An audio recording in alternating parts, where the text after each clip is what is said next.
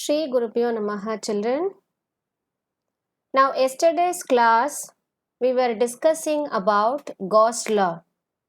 Now, Gauss law states that the total flux over any closed surface is equal to 1 by epsilon naught times the net charge enclosed in the surface. And yesterday we were also discussing about some of the points regarding Gauss law. Okay, and I was also telling so many points about the electric flux inside a closed surface and how the charges contribute to the electric flux. All these things we were discussing yesterday, right? Now today we are going to discuss about the applications of Gauss law. Okay, to start with, the first topic is electric field due to an infinitely long charged wire. Now, for each and every charge, now last class we were discussing about a point charge, and we choose the surface to be a spherical surface for a point charge. Whereas here in the case of an infinitely long charge wire, we need to consider some other Gaussian surface, but definitely we need to consider a closed surface, which is nothing but you call it as a Gaussian surface. So let us move on to the topic. Now look at this diagram. Now here is a infinitely long straight wire. Now this straight wire is positively charged and it is an infinitely long straight wire. Now the linear charge density of this charged wire is represented as lambda.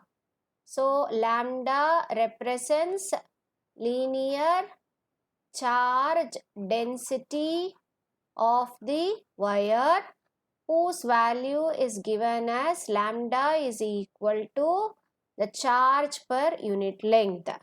And we have already discussed the unit for this.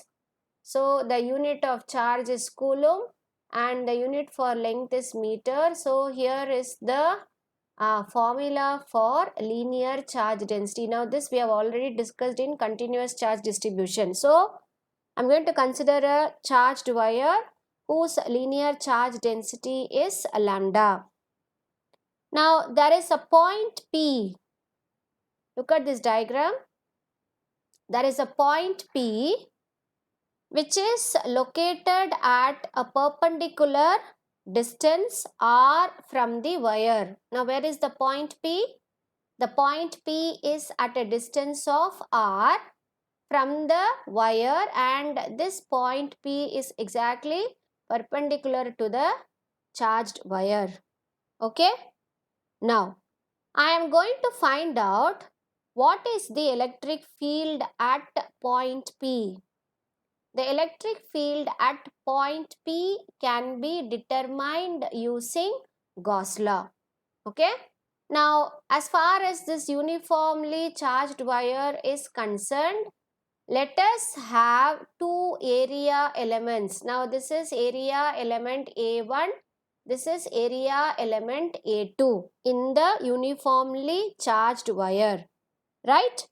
Now, what will be the electric field? Now, as far as the electric field in this charged wire with respect to A1 and A2 are concerned, the electric field is radially outward. At this point, with respect to this point, it is electric field is radially outward, and all the points. Now here there are 4 points P, Q, R, S.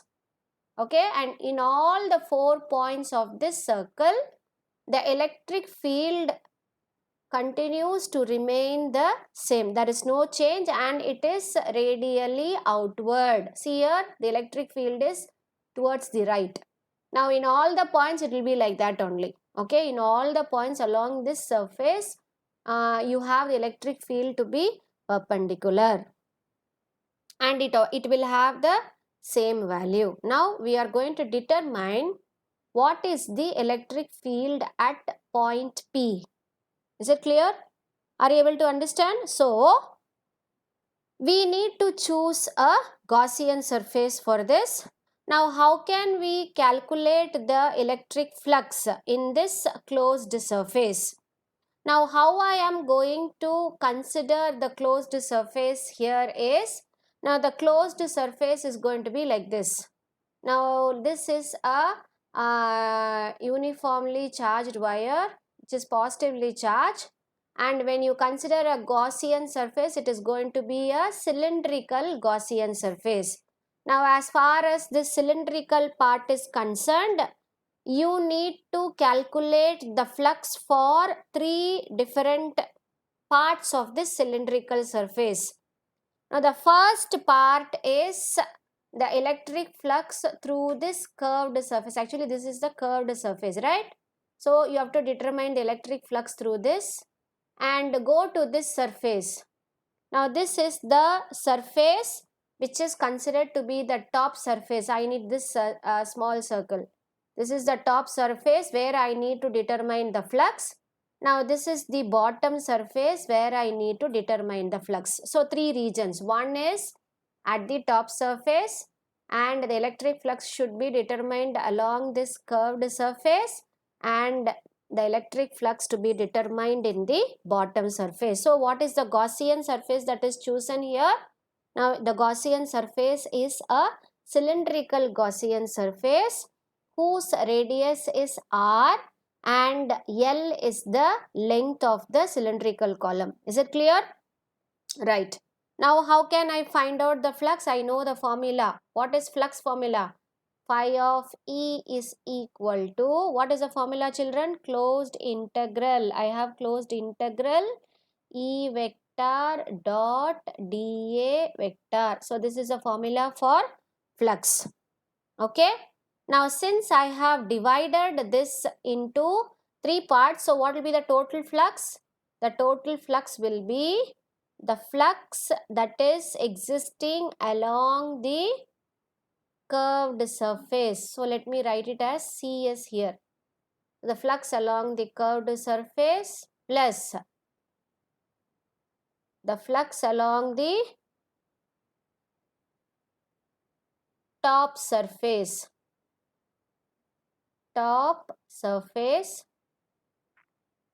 And the next is the flux along the, tell me children, the flux along the bottom surface. So I have divided the Gaussian surface into 3 different parts, and I will find out the flux due to individual, and the total flux will be added. Okay. Now let us go to this diagram. I wanted to explain some more thing in this diagram, children. Now I wanted you to look at the diagram properly. In these 3 regions, how the electric field and area vectors are arranged. Now let us start with the top surface. Okay, so this is the top surface. Now let us take a small area element. Area element is small here. And if this is going to be area element, area vector will be normal like this. That is n vector. They have given their n vector. It is a area vector. And what about the electric field? Electric field is in this direction. So what is the angle between electric field and area vector? Now here the angle is 90 degrees. So when I substitute in the flux formula, phi is equal to E dA cos theta. Magnitude wise, what is the formula for flux? It is E dA cos theta. So theta becomes here 90 degree. Cos 90 will be 0. So as far as the top surface is concerned, flux will be 0. Is it clear why the flux is 0? Because the angle between the electric field vector and dA vector is 90 degree. So flux will be 0. Now come to the bottom part. Now bottom part also, again I take a very small area element and I have the area vector to be acting downward, which is dA vector or n cap, right? And what is the direction of electric field, children? Here, this is the direction of electric field. And once again, the angle between dA vector and electric field vector, once again it becomes 90 here. So what about the flux at this bottom part? The flux at the bottom part also remain 0. So out of this 3, the electric flux at the top surface is 0 and the electric flux at the bottom surface will be 0. So these two terms will not be there. So which alone will contribute to the flux? Which alone will contribute to the flux? I will write here. Which alone will contribute? This is nothing but phi of E equal to E vector dot dA vector equal to, what is the formula for flux according to Gauss law? It is Q enclosed by epsilon naught. Okay. Now this EDA is only for CS, which means curved surface. Is it clear now? Now I should find out what is this EDA value and then substitute to find out the electric field. Okay, so let us move on to this. Now once again look at this diagram. Now as I told you, what is linear charge density? Linear charge density lambda is equal to Q by L. I need to substitute the value of Q here, Q enclosed. So what is the value of Q from linear charge density formula? Now here I can write Q to be, what is Q? Q is equal to lambda into L. Can I write like this? Yes.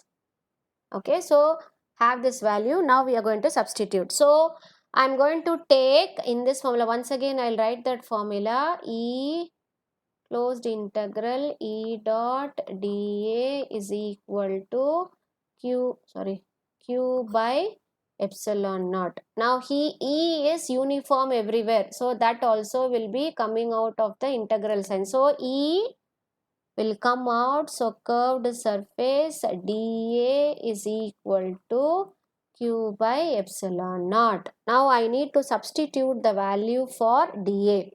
So what is dA? dA is nothing but the total area of the curved surface. Now the curved surface is nothing but cylindrical surface, so I can substitute the value of dA to be 2 pi r, which is the circumference, into the length of the cylindrical column. So instead of dA, I will substitute. Now when I integrate dA, it will become A. See here, integral dA is A. So I will substitute EA is equal to Q by epsilon naught. So what is A now? A is 2 pi RL. So substitute E into 2 pi RL equal to Q by epsilon naught. Okay. What is the value of Q, children? The value of Q is, I wrote as, what is the value of Q? Look at the previous slide.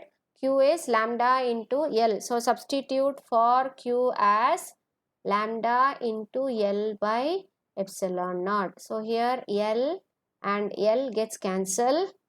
So I have E into 2 pi r equal to lambda by epsilon naught, or E vector or E is equal to lambda by 2 pi epsilon naught r, which is the magnitude of the electric field at a point P from the charged wire.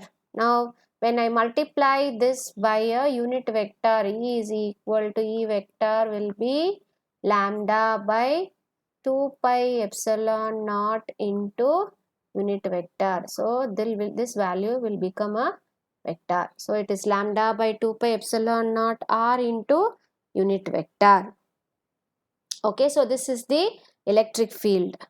And from this equation we can know that the electric field is always along the perpendicular direction. Look at the direction of the electric field here. Electric field is always along the perpendicular direction. Okay. Next, if lambda is going to be greater than 0, if lambda is going to be greater than 0, what will be the value of electric field? The electric field will be always radially outward. Outward in the sense lambda equal to lambda greater than 0. Here it is positively charged. So definitely value will be definitely greater than 0. If you consider a point somewhere here, you keep a test charge, there is a force of repulsion, so the electric field is outward. Suppose instead, if you are going to have a negatively charged wire, that means if lambda, now here electric field is radially outward.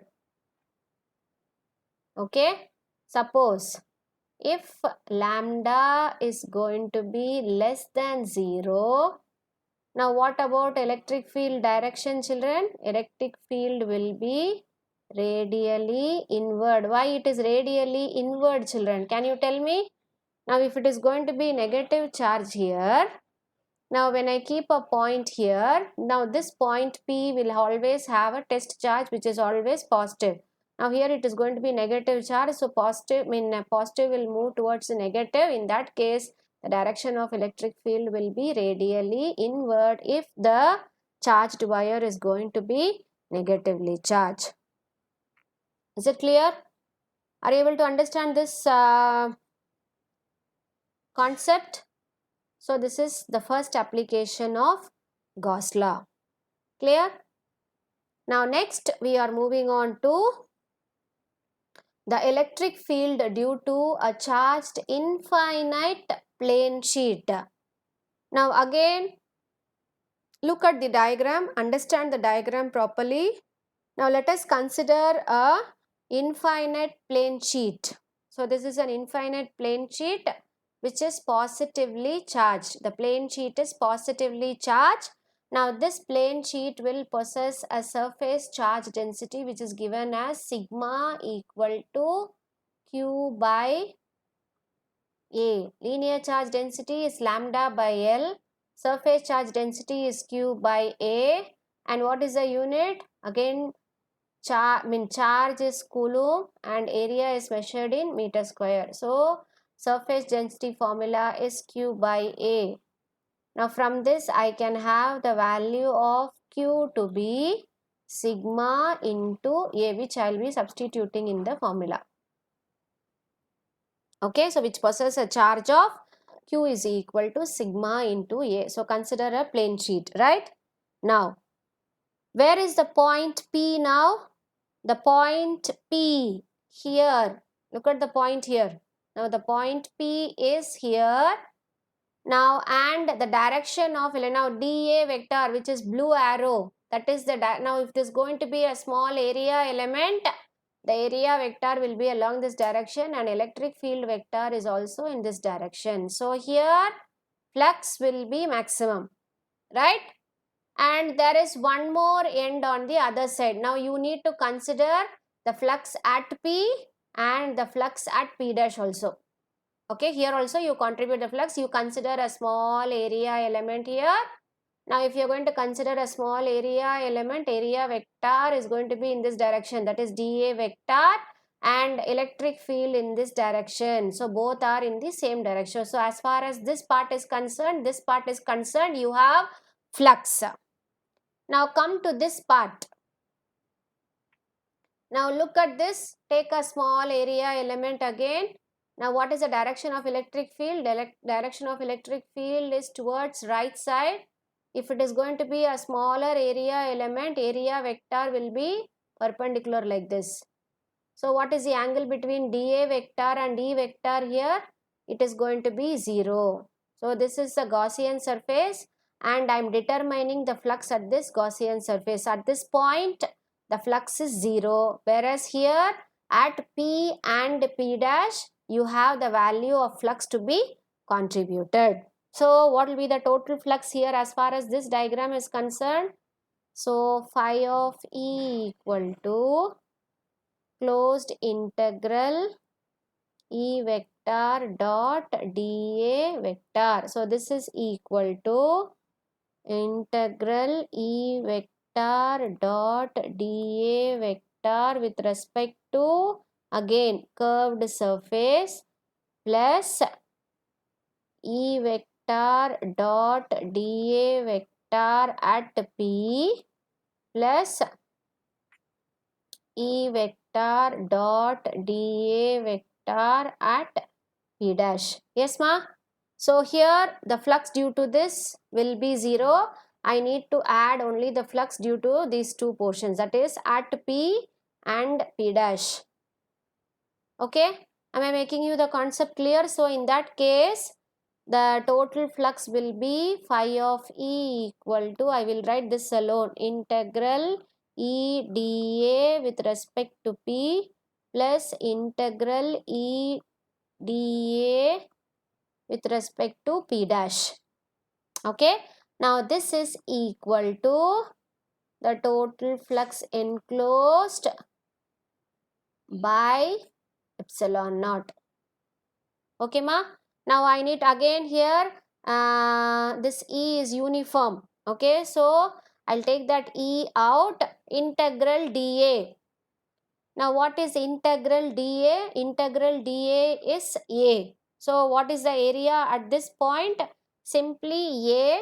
So I have here EA plus EA. Integral dA is simply A. So I will write this equation as EA plus EA equal to Q by epsilon naught. What is EA plus EA? It is 2EA, which is equal to Q by epsilon naught. What is the value of Q?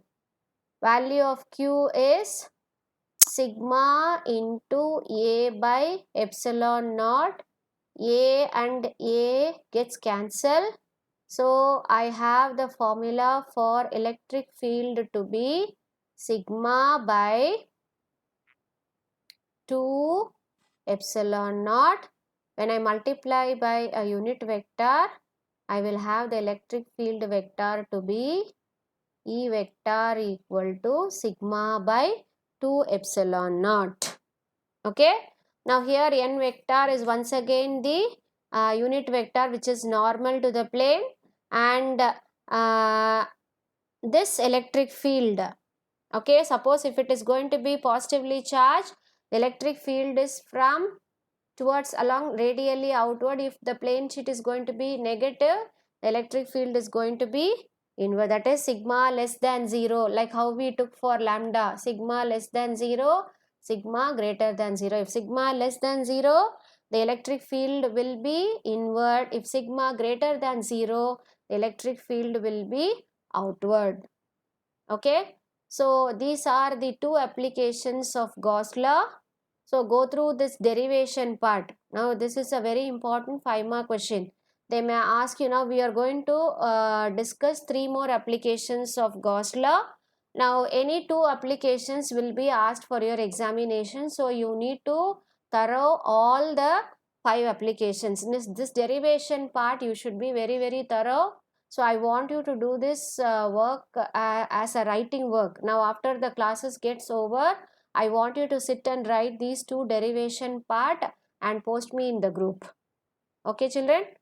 So go definitely work out at least twice. You have to see this and write.